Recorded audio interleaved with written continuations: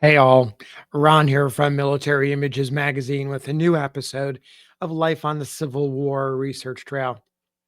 John Hunt Morgan's raid from June to July of 1863 into Indiana, Kentucky, Ohio, and West Virginia is remembered for the damage he and his troopers, about 2,500 strong at the beginning, how much damage they inflicted: 6,000 Union troops captured and paroled, 34 bridges destroyed, railroad disruptions at 60 different places, the seizure of food, horses, and other supplies, disruptions to family farms and downtowns of many, many places.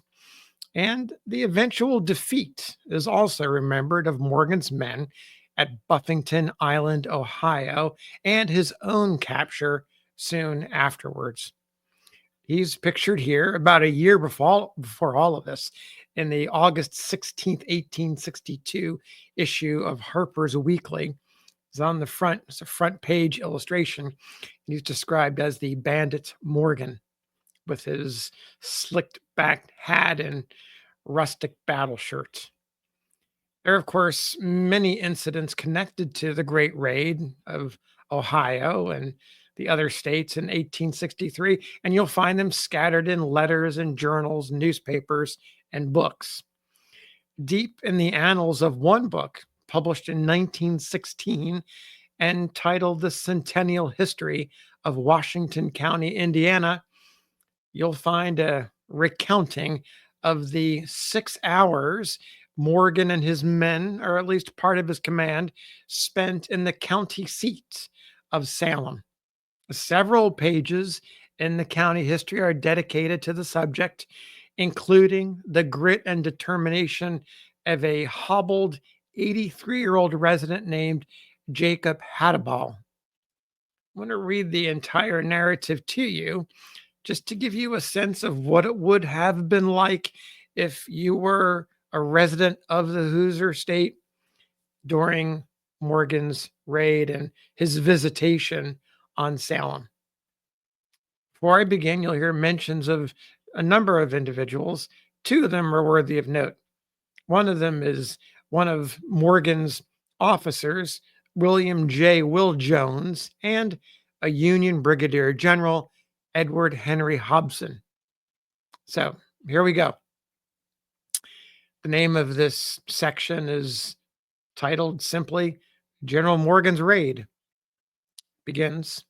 Relying on numerous reports received concerning public sentiment in southern Indiana, as well as information that large bodies of men were organized and ready to do battle for the South as soon as an opportunity presented itself, General Morgan planned a raid across the Ohio and up into the state as far as practical, recruiting his forces as he went along.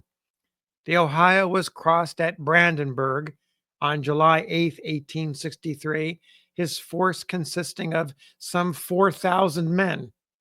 Bit of an exaggeration. They carried along with them 3 rifled 24-pound Parrotts and 2 12-pound howitzers. At Coddington, there was quite a skirmish in which 2 of Morgan's men were killed and some 20 wounded who were left behind. They failed to find any sympathizers armed and ready to join their cause, but concluded to press on and to do as much damage as possible. Salem was reached on July 10th.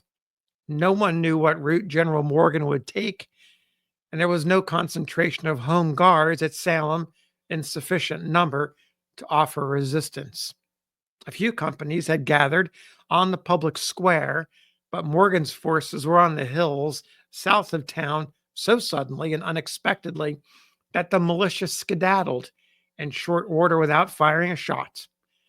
Captain Jones, Will Jones, of Morgan's vanguard, marched down to the top of the rise just south of the creek, where he displayed a flag of truce and came to a halt. In a short time, a delegation of citizens marched down, also under a white flag. The surrender of the town was demanded, and inquiry was made as to whether or not resistance was intended. Finding the way clear, the rebels moved on, promising to respect private property except such as was needed for food, clothing, and mounts. They immediately took complete possession of the town, placing guards over stores and streets. General Morgan made his headquarters at the Percease House on the southeast corner of the square. The raiders entered the town at 9 o'clock in the morning and left at 3 o'clock in the afternoon, going east through Canton and New Philadelphia. Several parties who refused to obey the commands of guards when ordered to halt were shot at. John H. Whibble of Livonia was killed, and Henry Hoare and Joshua Bottorff were wounded. Mr. Hoare died from the effects of the wound several years afterward. Others were shot at, but managed to escape injury. Jacob Hattabough, a cripple and 83 years old, was hobbling down Main Street when he was halted by a sentinel and asked if he was an abolitionist or a Democrat. "I am a Democrat," replied the old man. The rebel then ordered him to hurrah for Jeff Davis, to which demand the old man bluntly refused. He was then commanded to move on, or, quote, he'd have a bullet hole put through his carcass, end quote. This the old man refused to do till he got ready, saying, quote, "You don't know who you're talking to. Shoot, damned you. Kill me if you want to, for you can't cheat me out of many days anyway, you dirty scoundrel," end quote. The rebel moved on, saying to a companion, quote, "That old chap is the grittiest and contrariest old fellow I ever saw," end quote. Hattabaugh then went to the hotel, introduced himself to General Morgan, passed a few jokes with him, and told him if he ever got back south alive, he might consider himself a very lucky individual.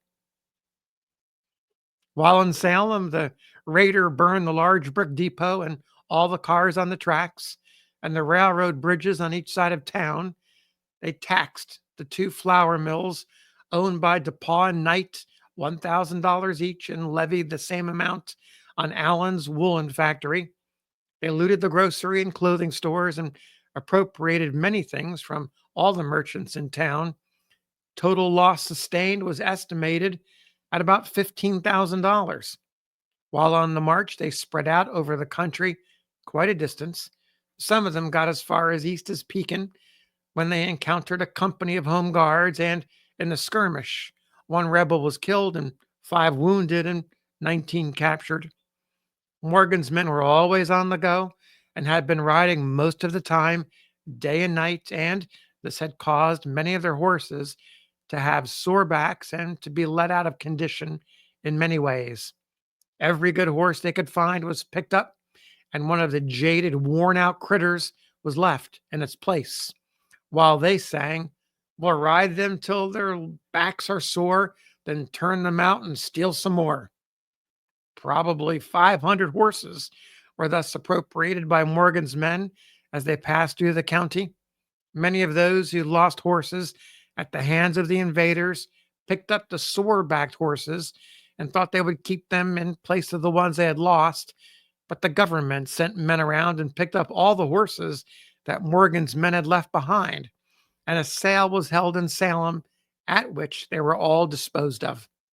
Many farmers who learned that Morgan was coming back took the precaution to hustle their horses back into the hills or secreted them in out of the way thickets where they were kept till General Hobson's Union forces put in appearance the following day. There were no residences burned as the enemy passed through the county, the greatest hardship endured being put upon the women folks, who were required to cook for the hungry marauders until their larders were exhausted. The scene changed on the 11th when Hobson's men came into town on a forced march, hoping to overtake the rebels. They were greeted by squads of young ladies on the street corners who sang patriotic songs and scores of elderly matrons who carried baskets of cooked food for the hungry soldiers which they handed out without price. The many amusing incidents that were related concerning this raid for years after would fill a good sized volume. Very few persons suffered any severe loss outside of merchants. So there's a snapshot of 6 hours in Salem, the seat of Washington County in Indiana, and some stories about what happened while John Hunt Morgan, and his raiders visited town. Thanks for listening. We'll see you on the next episode of Life on the Civil War Research Trail.